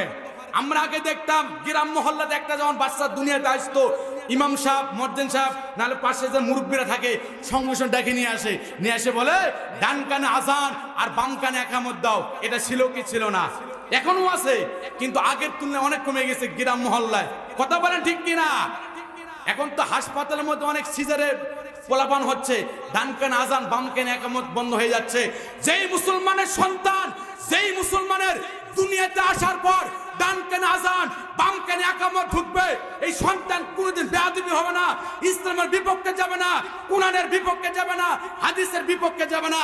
যেই সন্তানের ডান কানে আযান আর বাম কানে ইকামত ঢুকছে, সর্বপ্রথম যেই সন্তান আল্লাহকে চিনবে ওই সন্তান মা বাবাকে চিনবে, যেই সন্তান আল্লাহকে চিনবে ওই সন্তান দাদা দাদিকে চিনবে। আমরা সন্তানকে শিক্ষা দেই যে নানা ডাকো, নানি ডাকো, দাদা ডাকো, দাদি ডাকো, আব্বা বলে ডাক দাও, আম্মু বলে ডাক দাও। আমার সন্তানকে আমি আম্মু ডাক শিখাই, বাবা ডাক শিখাই, নানা নানি ডাক শিখাই, কিন্তু কালেমা শিখাইতে পারি না, আল্লাহর নামটা ডাকতে শিখাইতে পারি না। যেই সন্তানকে সর্বপ্রথম আল্লাহকে নামটা শিখেন, আল্লাহর নাম জানবে, যার মধ্যে আল্লাহ চিনবে, এই সন্তান পিতা মাতাকে চিনবে, নানা নানিকে চিনবে। যেই সন্তান আল্লাহকে চিনবে না ওই সন্তান পিতা মাতাকে চিনবে না, নানা নানিকে চিনবে না, দাদা দাদিকেও চিনবে না। এই জন্য সন্তানকে আল্লাহ চিনাইতে হবে, আল্লাহর নাম শিখাইতে হবে। মেনে মোহতারাম দোস্ত বুজুর্গ, তে যে হোক বাদশাহ শেখ ফরিদ, আপনাদের মনে আছে কিনা? বাদশাহ শেখ ফরিদ নামাজ শেষ করার পর আল্লাহর কাছে দোয়া করে, আল্লাহ আমার বাবা দুনিয়া ছেড়ে অন্ধকার কবরে চলে গেছে, আমার বাবার কবরটাকে জান্নাতের বাগান বানিয়ে দেন। আর আমার মা তো আজকে ঘরের মধ্যে নেই, খাবার কে দিবে? এর ফাঁক দিয়ে তো জিব্রাইল খাবার রেখছি যায় নামাজের মধ্যে। নামাজ শেষ করার পর, দোয়া শেষ করার পর যায় নামাজটা উঠাইছে, বাদশাহ শেখ ফরিদ মুস্কি মুস্কি হাসি দিয়েছে, সুবহানাল্লাহ। বাদশাহ শেখ ফরিদ আশ্চর্য হয়ে গেলেন, কিরে ব্যাপার কি? আমার মা 2টা খেজুর রাখে, আজকে 2টা না, আজকে আমি 5 ওয়াক্ত নামাজ পড়ার কারণে আল্লাহ পাক রব্বুল আলামিন আমাকে জান্নাত থেকে আল্লাহ তাআলা খাবারের ব্যবস্থা করে দিয়েছে। বাদশাহ শেখ ফরিদের মা অল্প সময়ের মধ্যে ঘরের মধ্যে চলে আসছে, আসার পর ডাক দে বলে, বাবা তুমি কি নামাজ পড়ছো? বাদশাহ শেখ ফরিদ মুস্কি মুস্কি হাসি দিয়ে ডাক দে বলে, মা দুনিয়ার কোনো খাবার না, আমি 5 ওয়াক্ত নামাজ পড়ি, 5 ওয়াক্ত নামাজ পড়ার কারণে আল্লাহ পাক রব্বুল আলামিন জান্নাত থেকে আল্লাহ তাআলা খেজুরের ব্যবস্থা করে দিয়েছে। নারে তাকবীর, নারে তাকবীর। মেনে মুহতারাম দোস্ত বুজুর্গ, বাদশাহ শেখ ফরিদ যদি নামাজ পড়ার কারণে জান্নাতের খাবার পায়, আপনি আমি যদি 5 ওয়াক্ত নামাজ পড়ি, আল্লাহ তাআলা রিজিক ব্যবস্থা করবে কি করবে না? মেনে মুহতারাম দোস্ত বুজুর্গ, এই জন্য নামাজ পড়বো ইবাদত। 3 নম্বর হলো আখলাক। আজকে আমাদের আখলাকের দুর্বলতা। হাদিসের মধ্যে আছে মুসলমানদের সবচাইতে বড় সম্পদ হলো মানুষের আখলাক। মানুষের কি আখলাক? আজকে এক মুসলমান আরেক মুসলমানকে সম্মান দিতে পারে না, বড়দেরকে সম্মান করে না, ছোটদেরকে ছিন্ন করে না, আলেম ওলামাকে সম্মান করে না, মুরব্বীদের সম্মান নাই গ্রাম প্রত্যেকটা জায়গায়। বুঝলেন না? আমাদের আখলাকের দুর্বলতা। কিসের দুর্বলতা? আখলাক। আরে যেই মুসলমান সারা বছর ইসলামের বিপক্ষে কথা বলছে, উলামায়ে কেরামদের বিপক্ষে কথা বলছে, মসজিদ মাদ্রাসার বিপক্ষে কথা বলছে, ঢাকা মারা গেছে। কোথায়? ঢাকা মারা গেছে, নওগাঁ থেকে নিয়ে আসতে 6 জায়গায় জানাজা করে। এরকম মুসলমান আছে কি আছে না? নামাজ নাই, কালাম নাই, সারা বছর ইসলামের বিরোধিতা করে গেছে, আর ঢাকা মারা গেছে, আর নওগাঁতে এনেছে 6 জায়গায় জানাজা করে, জানাজা করলে গুনাহ মাফ হয়ে যাবে? আরে ফেরেশতারা আকাশ মানে ডানলে বসে আছে কবর মধ্যে, ঢুকা কবর মধ্যে, কিসের জানাজা রে? সারা বছর নামাজ নাই, কালাম নাই, ইসলামের বিপক্ষে কথা বলছে, হুজুরদের বিপক্ষে কথা বলছে, আর 6 জায়গায় জানাজা করছে। ফেরেশতারা আকাশ মানে ডানলে বসে আছে কবর মধ্যে, ঢুকে রে। ফেরেশতারা কবরে ঢুকাইতে দেরি করবে, ফেরেশতারা কবর মধ্যে ঢুকাইতে দেরি করবে, কিন্তু সাইজ করতে দেরি করবে না। ঢুকাইতে দেরি করবে কিন্তু সাইজ করতে দেরি করবে না। নামাজ নাই, কালাম নাই, 6 জায়গায় জানাজা করছে, মাইকিং সারে মানুষ মাইকিং করে। আরে যারা আল্লাহওয়ালা মানুষ, যারা ঈমানওয়ালা মানুষ, নেককার সওয়াল মুত্তাকিনওয়ালা মানুষ, যারা ভালো মানুষ, এদের জানাজা কোনো মাইকিং করা লাগে না, কেন ভালো জিনিস অ্যাডভাইস করা লাগে না, এমনি চলে আসে, এমনি প্রচার হয়ে যায়। যারা ভালো মানুষ জানাজার মধ্যে এমনি চলে আসে। হাদিসের মধ্যে আছে যারা নেককার সওয়াল মুত্তাকিনওয়ালা ভালো মানুষ, এদের জানাজার মধ্যে শুধু মানুষ না, আল্লাহ তাআলা ফেরেশতা পাঠায়, বলেন সুবহানাল্লাহ। যারা ভালো মানুষ, এদের জানাজার মধ্যে শুধু মানুষ থাকে না, এদের জানাজার মধ্যে ফেরেশতারা পর্যন্ত থাকে। মেনে মহতারাম দোস্ত বুজুর্গ, এই জন্য দুনিয়াতে যে যেরকম করবে তার জানাজার মধ্যে সেরকম লোক থাকবে। দুনিয়াতে যদি সিটার বাটপাড়ি ঘুষ ঘুষ এগুলো খায়, যদি গুনার কাজ করে, ওই জানাজার মধ্যে এই লোকগুলি থাকবে। আর দুনিয়ার মধ্যে যদি ভালো কাজ করে, ওই জানাজার মধ্যে দেখবেন হাফেজ, আলেম, মুফতি, মুহাদ্দিস, নাহলে ইমানদার আলা মানুষ, ভালো মানুষ, নেককার সওয়াল মুত্তাকিন আলা মানুষ। এই জন্য দুনিয়াতে ভালো কাজ করবেন, অটোমেটিক জানাজার মধ্যে আল্লাহ ভালো ব্যবস্থা করে দেবে, অটোমেটিক। যে হোক, আমাদের আখলাকে দুর্বল। সাহাবায়ে কেরামদের আখলাক দেখে কাফেররা পর্যন্ত মুসলমান হয়ে গেছে। রাসূলের আখলাক দেখে কাফেররা পর্যন্ত মুসলমান হয়ে গেছে। আর আপনার আমার আখলাক দেখে একটা মুসলমান সাথে সাথে বলে, খবরদার তুমি ওর সাথে কথা বলতে পারবো না, পালা, তোর মতন দরকার নাই ভাইয়ের, বলে কি বলে না? তাহলে আখলাক, আপনার আমার আখলাক কেমন হয়ে গেছে? শুধু বলে তোর সাথে কথা দরকারই নয়, তুই আমার সাথে কথা বলতে পারবি না, বলে কি বলে না? এজন্য আখলাক ঠিক করতে হবে। যার আখলাক ভালো তার সব ভালো, যার আখলাক খারাপ তার সব খারাপ। মেনে মহতারাম দোস্ত বুজুর্গ, হাজার হাজার মানুষ আছে ছেলে মেয়েদের হক আদায় করে না, স্বামী স্ত্রীর হক আদায় করে না, ভাই বোনদের হক আদায় করে না। আছে কি আছে না? সারা বছর সুদ আর ঘুষ খাইয়া ছেলে মেয়ের অত্যাচার, জায়গা জমি ছেলেদেরকে ফাঁকি দিয়ে মেয়েদেরকে লেগে দেয়, এরকম আছে কি আছে না? আবার মেয়েদেরকে ফাঁকি দিয়ে সন্তানদেরকে লেগে দেয়। হাদিসের মধ্যে আছে, নামাজ পড়ি না আল্লাহর হক, যাকাত দেই না আল্লাহর হক, ওয়াজ করি না আল্লাহর হক। কে যদি আল্লাহর হক নষ্ট করে, আল্লাহ ইচ্ছা করলে মাফ করতে পারে, কিন্তু কে যদি মুসলমান হক নষ্ট করে কবরে যায়, যতক্ষণ ভরা পর্যন্ত বান্দা মাফ না করবে, আল্লাহ এটা মাফ করবে না। এজন্য আল্লাহর হকের চাইতে বান্দার হক জটিল। বান্দার হক কি জটিল? সারা বছর গুনার কাজ করছে, সুদ খাইছে, ঘুষ খাইছে, গুনার কাজ করছে, আবার হজের ময়দানে যায়, সারা বছর সুদের টাকা দিয়ে টাকা দেখবে কোথায়? জায়গা তো নাই, ও উমরা করতে যাচ্ছে, নাহলে হজের ময়দানে হজ করতে যাচ্ছে। আরে আজারা ওই আসোয়া যে পাথরটা আছে, ওই পাথরের মধ্যে চুমা লাগিলে গুনাহ মাফ, হাদিসের মধ্যে আছে, চুমা দিলে গুনাহ মাফ। ওই পাথরে যদি জবান থাকতো, সাথে সাথে বলতো, খবরদার চুমা লাগাইতে পারবো না, আগে ছেলে মেয়েদের জমির হক নষ্ট করে চলে আদায় করে দেয়, তারপরে এখানে চুমা লাগা। কথা বলেন ঠিক কিনা? হ্যাঁ, ছেলেদেরকে ফাঁকি দেয়, মেয়েদেরকে লেগে দেয়, আবার মেয়েদেরকে ফাঁকি দেয়, আবার ছেলেদেরকে লেগে দেয়। আবার আমাদের দুনিয়াতে মা নাই, বাবা নাই, ভাই আর বোন আছে, এখন বোনদেরকে বলে কি তোরা তো বাড়ির সম্পত্তির মালিক তো হইতে পারবি না, আমরা থাকবো, তোর মাঝে মধ্যে আসবি, খাবার খেয়ে চলে যাবি। আবার মেয়েদেরকে ভাইয়েরা বোনদেরকে বলে যে জমিগুলো অকার্য জমি, যে জমির কোনো দাম নাই, ওই নোয়াঞ্জলি, খাল বিল, ফসল হয় না, দাম কম, এলা জায়গা জমি বোনদেরকে দেয়। ইসলাম বলে ছেলের যেই জায়গায় অধিকার আছে, মেয়েরও সেই জায়গায় অধিকার আছে। ছেলে যেই জায়গা পাবে, মেয়েরও সেই জায়গায় পাবে।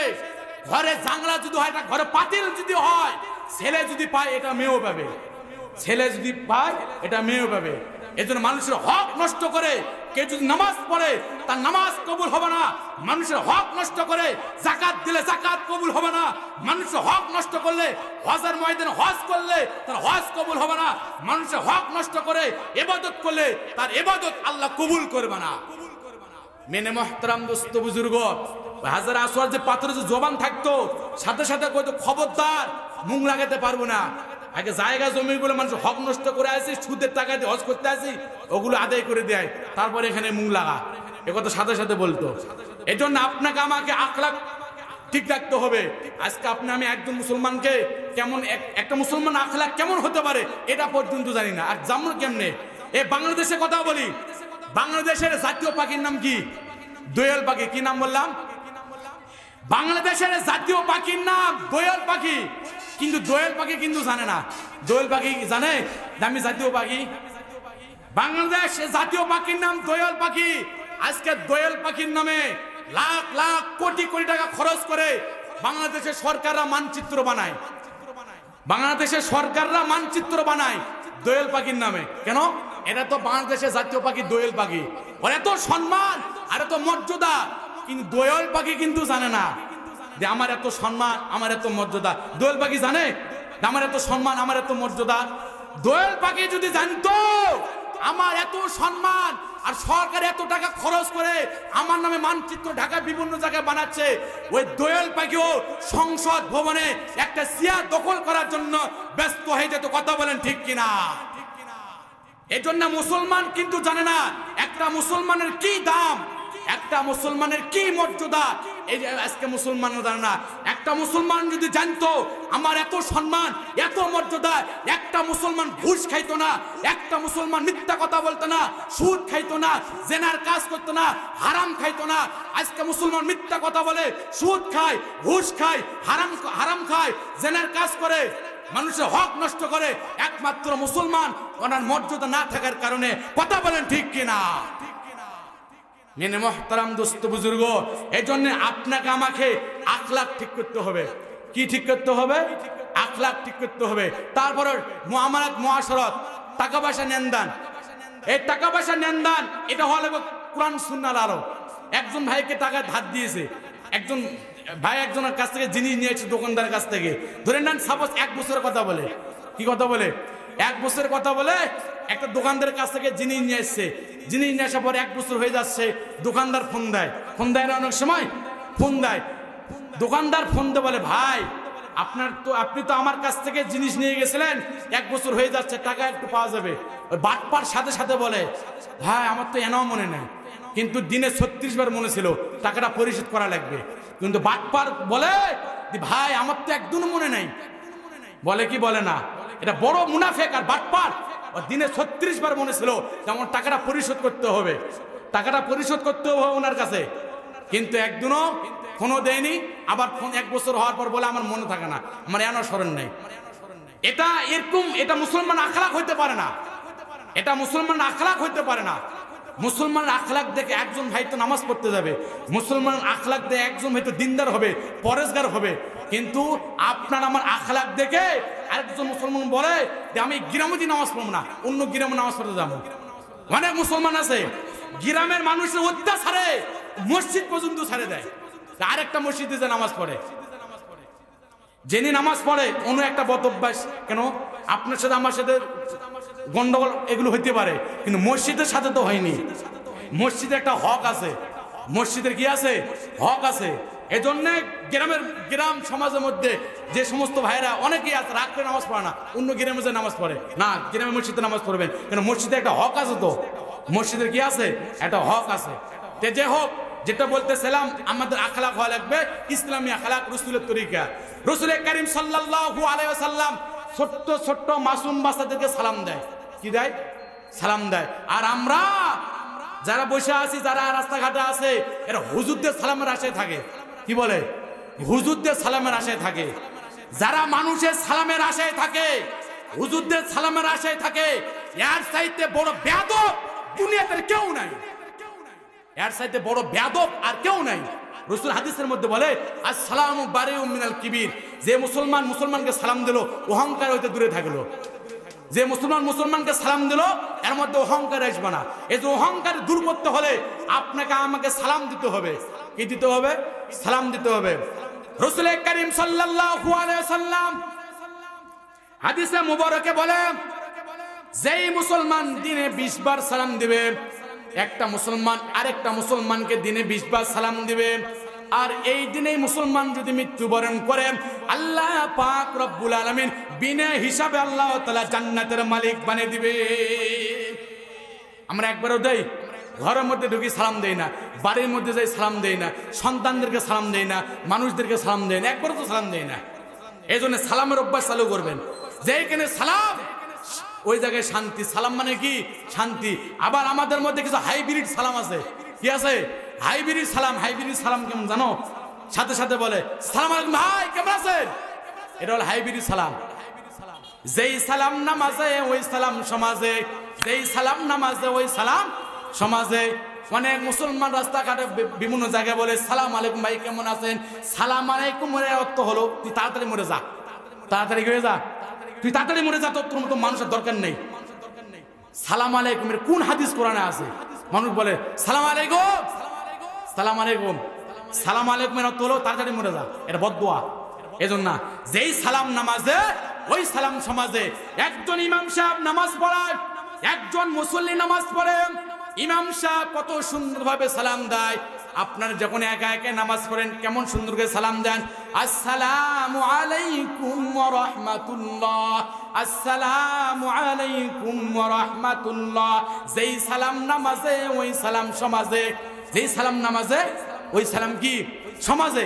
নামাজের মধ্যে কোনদিন একাই নামাজ পড়তেন, ইমাম সাহেব নামাজ পড়েছে, কোনদিন কি বলছে যে সালাম আলাইকুম সালাম আলাইকুম? কোনদিন বলছে? কথা কয় না রে, কোনদিন বলছে? কোনদিন তো বলেনি। এই জন্য যেই সালাম নামাজে ওই সালাম সমাজে। সালাম দিবেন একবার স্পষ্ট ভাষায়, সালাম সহিভাবে দিবেন, আল্লাহ এটা আল্লাহ তাআলা সব দিবে। আর সালাম যদি সালাম আলাইকুম বলেন তাহলে তাদের মধ্যে বললো দুনিয়াতে বেঁচতে হবে না। যে হোক, রাসূল কারীম সাল্লাল্লাহু আলাইহি ওয়াসাল্লাম ছোট্ট ছোট মাসুম বাচ্চাদেরকে সালাম দেয়। কাদেরকে সালাম দেয়? ছোট্ট ছোট্ট মাসুম বাচ্চাদেরকে সালাম দেয়। সাহাবায়ে কেরাম ডাক দিয়ে বলে ইয়া রাসূলুল্লাহ, ইয়া হাবিবাল্লাহ, আপনি তো আল্লাহর বন্ধু, আপনি আল্লাহর দোস্ত, আপনি এদেরকে সালাম দেন, কারণটা কি? আল্লাহর হাবিব ডাক দিয়ে বলেন আমি হলাম আল্লাহর বন্ধু, আমি হলাম আল্লাহর দোস্ত, আমি এদেরকে সালাম যদি না করি আমার মধ্যে অহংকার আসতে পারে, আমি অহংকারী পট্টা বন্ধ করে দিলাম, আমি সালাম দেওয়া আমি শুরু করলাম। নারে তাকবীর। মিন মুহতারাম দোস্ত বুজুর্গ, রাসূল কারীম সাল্লাল্লাহু আলাইহি সাল্লাম মাসুম বাচ্চাদেরকে সালাম দেয়। রাসূল কারীম সাল্লাল্লাহু আলাইহি সাল্লাম গাদার অবস্থায় পথ চলা শুরু করতেন। সাহাবায়ে কেরাম ডাক দিয়ে বলে ইয়া রাসূলুল্লাহ, ইয়া হাবিবাল্লাহ, বিমান রয়েছে, হেলিকপ্টার, বাস, অনেক কিছু রয়েছে, তা আপনি এদের উঠেন না কেন?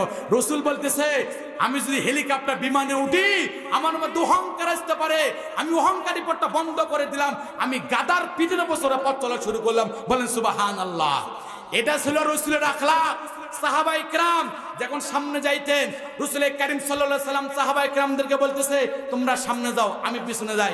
সিদ্দিক আকবর, আবু বকর সিদ্দিক ডাক দিয়ে বলে, উমর ডাক দিয়ে বলে, উসমান ডাক দিয়ে বলে ইয়া রাসূলুল্লাহ, ইয়া হাবিবাল্লাহ, আপনি তো আল্লাহর বন্ধু, আপনি তো আল্লাহর দোস্ত, আপনি সামনে যান, আমরা পিছনে যাই। আমাদের নেতা কাতারা দেখেন না, যে মেম্বার হোক, চেয়ারম্যান হোক, এমপি হোক, মন্ত্রী হোক, উনি আগে সামনে যাবে, পিছনে পিছনে শ্রোতারা যায়। যায় কি যায় না? যায়। এই এখন তো দেখলেন কিছু মেয়ের সবাই দেখলেন না, উনি সামনে সবাই পিছনে পিছনে সবাই আসতেছে মারহাবা নিয়ে। যে হোক, সাহাবায়ে কেরাম রাসূল কারীম সাল্লাল্লাহু আলাইহি ওয়াসাল্লাম ডাক দিয়ে বলে ও আমার সাহাবারা, আমি যদি সামনে যাই আমার জুতার আওয়াজ তোদের কানে লাগতে পারে, আমি জুতার আওয়াজ যদি আমার জুতার আওয়াজ তোদের কানে যদি লাগে অহংকার হতে পারে, আমি অহংকারী পথটা বন্ধ করে দিলাম, আমি পিছনে হাঁটি, তোমরা সামনে হাঁটো। বলেন সুবহানাল্লাহ। এটা ছিল রাসূলের আখলাক। মুসলমান বন্ধুরা আমার কথাগুলো ঠান্ডা মাথায় বুঝবেন। আল্লাহর পয়গম্বর আলমে মুহাম্মদুর রাসূলুল্লাহ সাল্লাল্লাহু আলাইহি ওয়াসাল্লামের প্রিয় সাহাবী এবং বন্ধু আবু বকর সিদ্দিক রাদিয়াল্লাহু তাআলা, আলী রাদিয়াল্লাহু তাআলা, নবীজির জামাই, দুইজনই দামি মানুষ। কি বলেন? সিদ্দিক আকবরও দামি মানুষ, আলী রাদিয়াল্লাহু তাআলা দামি মানুষ, সাহাবা। আলী রাদিয়াল্লাহু তাআলা আবু বকর সিদ্দিক রাদিয়াল্লাহু তাআলাকে সব সময় আগে আগে সালাম করে। কি করে? আবু বকর সিদ্দিক রাদিয়াল্লাহু তাআলা আলী রাদিয়াল্লাহু তাআলা সব সময় আগে আগে সালাম করে। একদিন হঠাৎ করে আলীর সঙ্গে আবু বকরের সঙ্গে দেখা। আবু বকর ভাবতেছে কিরে, যে আলী সব সময় আমাকে আগে সালাম করে, আজকে আলীর সঙ্গে দেখা হওয়ার পর আলী কেন সালাম করে না, বিষয়টা কি জানতে চাই। সিদ্দিক আকবর আশ্চর্য হয়ে গেলেন, সালাম দেয় না। আবু বকর ভাবতেছে কিরে, আলী তো আমাকে সব সময় আগে সালাম করে, আজকে কেন সালাম করে না, বিষয়টা কি। লম্বা সময় হয়ে যায়। আবু বকর সিদ্দিক রাদিয়াল্লাহু তাআলা সালাম দিয়ে দিল। সালাম শেষ করার পর সিদ্দিক আকবর রাসূলের কাছে বিচার নিয়ে আসলেন, ইয়া রাসূলুল্লাহ, ইয়া হাবিবাল্লাহ, যে আলী সব সময় আমাকে আগে সালাম করে, আজকে আমার আলীর সঙ্গে দেখা হওয়ার পরও আলী কেন সালাম করলো না, বিষয়টা কি জানতে চাই। আল্লাহর হাবিব উসমানকে ডাক দিয়ে বলে, উমরকে ডাক দিয়ে বলে, দেখো আলী কোথায়, আমার বন্ধুকে সব সময় আগে সালাম করত, আজকে আমার বন্ধুর সঙ্গে দেখা হওয়ার পরও আলী কেন সালাম করলো না, বিষয়টা কি জানতে চাই। উমর রাদিয়াল্লাহু তাআলা, উসমান রাদিয়াল্লাহু তাআলা আলীর খোঁজে বাইর হলেন। আলী রাদিয়াল্লাহু তাআলা ঘরের মধ্যে যাইয়া বসে বসে চোখের পানি ফেলে আল্লাহ দরবারে কান্দে। আলীকে ডেকে নিয়ে আসা হলো রাসূলের কাছে। আল্লাহর হাবিব ডাক দিয়ে বলে, হে আলী, আমার বন্ধু আবু বকর সিদ্দিক রাদিয়াল্লাহু তাআলা কে তো তুমি সব সময় আগে সালাম করতা, আজকে আমার বন্ধুর সঙ্গে তোমার দেখা হওয়ার পর তুমি কেন সালাম করোনি, বিষয়টা কি জানতে চাই। আলী রাদিয়াল্লাহু তাআলা চোখের পানি জমিনের মধ্যে ছেড়ে দিয়ে ডাক দিয়ে বলে, ইয়া রাসূলুল্লাহ, ইয়া হাবিবাল্লাহ, আমি আজকে দুনিয়ার মধ্যে আমি স্বপ্নে দেখেছি জান্নাতে চেয়ারের মধ্যে বসতে পারবে। আলী চিন্তা করতেছে, আর আমি তো বেশি বেশি সালাম দেই, তাহলে তো আমি তো জান্নাতের চেয়ারটা মালিক তো আমারই হবে, যেহেতু বেশি বেশি আমি সালাম দেই, তো চেয়ারের মালিক তো আমি হব। আলী রাদিয়াল্লাহু তাআলা চিন্তা করতেছে, চেয়ারের মালিক তো আমি হব, কিন্তু এই চেয়ারে আমি বসলে মানাইবে না। আমি চিন্তা করলাম, ইয়া রাসূলুল্লাহ, ইয়া হাবিবাল্লাহ, আবু বকর সিদ্দিক রাদিয়াল্লাহু তাআলা কে একবার সালাম দেওয়ার সুযোগ দিয়া আমি আলী রাদিয়াল্লাহু তাআলা ওই জান্নাতের চেয়ারটা আমি বরাদ্দ করে দিলাম। মেনে মুহতারাম দোস্ত বুজুর্গ, এজন্য আলী রাদিয়াল্লাহু তাআলা জান্নাতের চেয়ার যদি পায় সালামের বিনিময়, এজন্য আপনাকে আমাকে দুনিয়াতে বেঁচে থাকা পর্যন্ত যতদিন আল্লাহ তাআলা হায়াত রেখেছে সালামের দরকার আছে কি আছে না, আছে কি আছে না। আমাদের সমাজের মধ্যে অনেক ভাইরা বলে, হুজুর আরে ইসলাম মানে তো শান্তি, ইসলাম মানে শান্তি, বলে কি বলে না, ইসলাম মানে শান্তি বটে। হ্যাঁ, আপনি একটা ডাক্তার সাহেবের কাছে গেছেন, কোথায় গেছেন, এটা ডাক্তার সাহেবের কাছে গেছেন, কীর্তিপুরি বাজারে, নওগাঁতে, যে জায়গায় হোক, ডাক্তার সাহেব আপনাকে বলছে, ডাক্তার সাহেব আপনাকে বলছে আপনার ক্যালসিয়াম শর্ট, কি বলছে, আপনার ক্যালসিয়াম শর্ট, আপনার ডাবের পানি পান করতে হবে। আপনি ডাক্তার সাহেবের কাছ থেকে সুপরামর্শ নিয়ে আসলেন, ডাক্তার সাহেব বলছে আপনাকে ডাবের পানি পান করতে হবে। ডাক্তার সাহেবের কাছ থেকে সুপরামর্শ নিয়ে আসার পর আপনি বাসার মধ্যে ডাবের গাছ লাগাইছেন, কি লাগাইছেন, বাসার মধ্যে ডাবের গাছ লাগাইছেন, অসংখ্য অসংখ্য ডাব, গাছ বড় হয়ে গেছে, অনেক ডাব। আপনি ডাবের গাছের গোড়ায় যদি মেশিং করেন, যদি পথ চলা শুরু করেন, আপনার ভিতরে ক্যালসিয়াম যাবে, আপনার ভিতরে ক্যালসিয়াম যাবে না। কেন?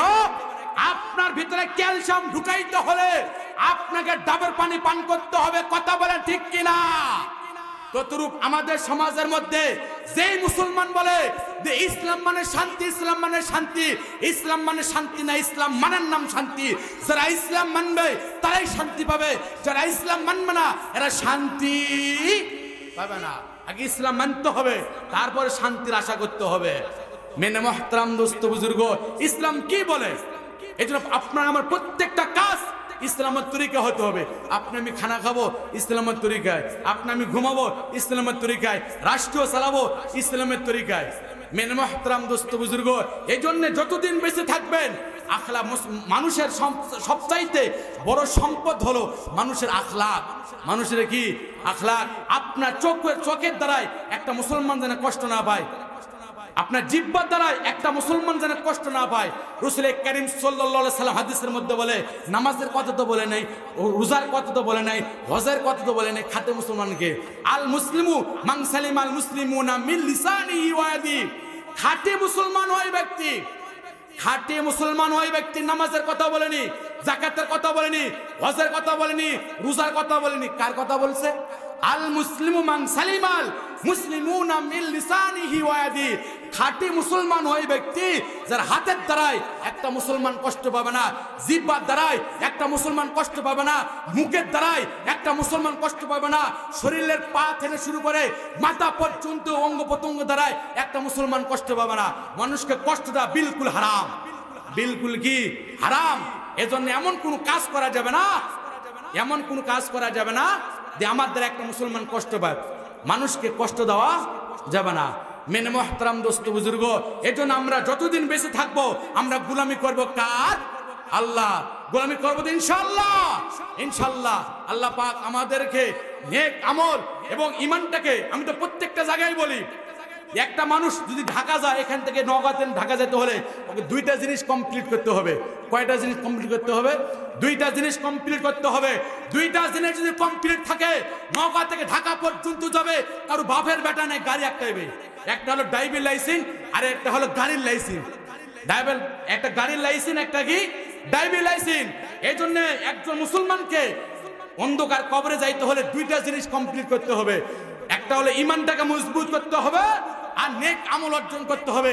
যার ঈমান মজবুত, যার মধ্যে নেক আমল আছে, যার মধ্যে ঈমান আছে, আল্লাহ বলে ফেরেশতারা কবরে ঢুকাইতে দেরি করবে, আল্লাহ জান্নাতে ঢুকাইতে দেরি করবে না। সুবহানাল্লাহ। আল্লাহ পাক রব্বুল আলামিন আমাদেরকে নেক আমল ঈমানটাকে মজবুত করে অন্ধকার কবর যা তৌফিক দান করবেন, আমিন। মেনে মোহতারাম দোস্ত বুজুর্গ, আপনারা সকলে তো পরিচিত মানুষ, আলহামদুলিল্লাহ। যতটুকু কথা বললাম, আল্লাহ পাক আমাদেরকে আমল করার তৌফিক দান করুক। আর আজকে এই মাদারীনগর হরিরামপুর যুব সমাজের এই বিশাল মাহফিল, আপনার খুশি না বেজার?